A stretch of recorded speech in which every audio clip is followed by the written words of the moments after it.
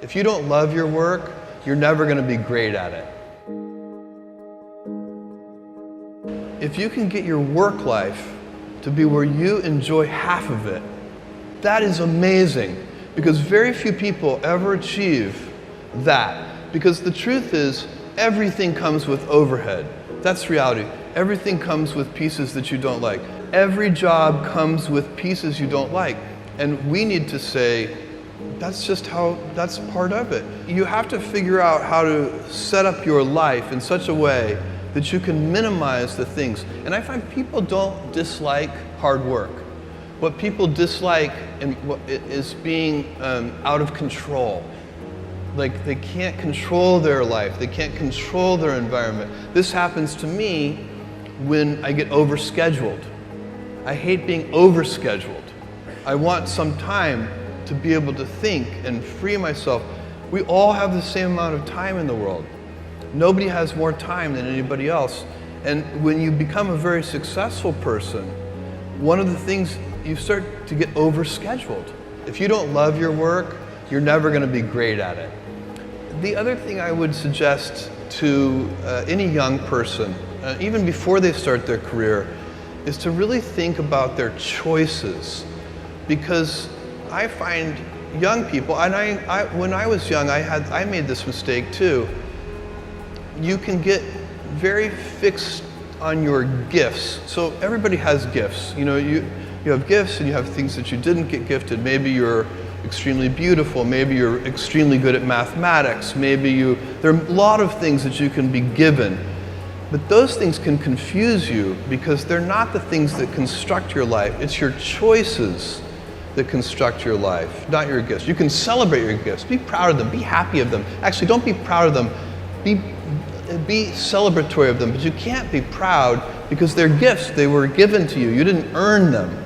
You can only be proud of the things you earn.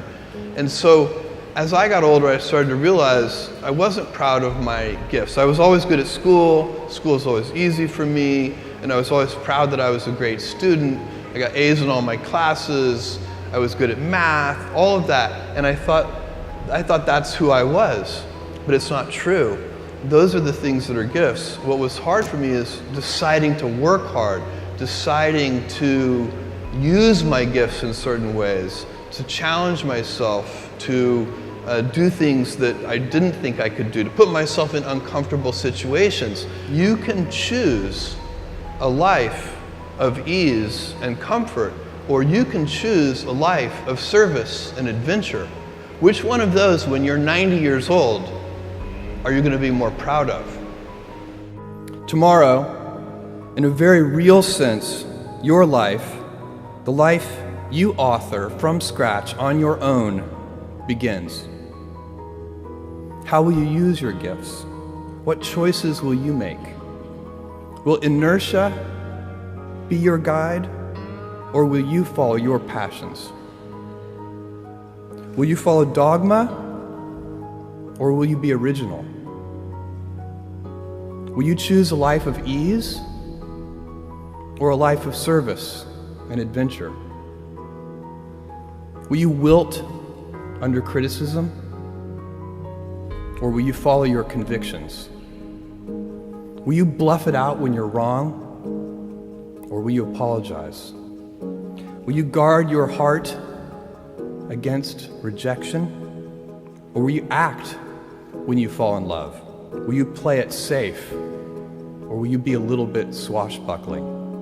When it's tough, will you give up, or will you be relentless? Will you be a cynic, or will you be a builder?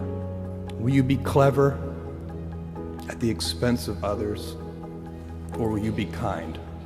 Tomorrow, and in a quiet moment of reflection, narrating for only yourself the most personal version of your life story, the telling that will be most compact and meaningful will be the series of choices you have made. In the end, we are our choices. Build yourself a great story.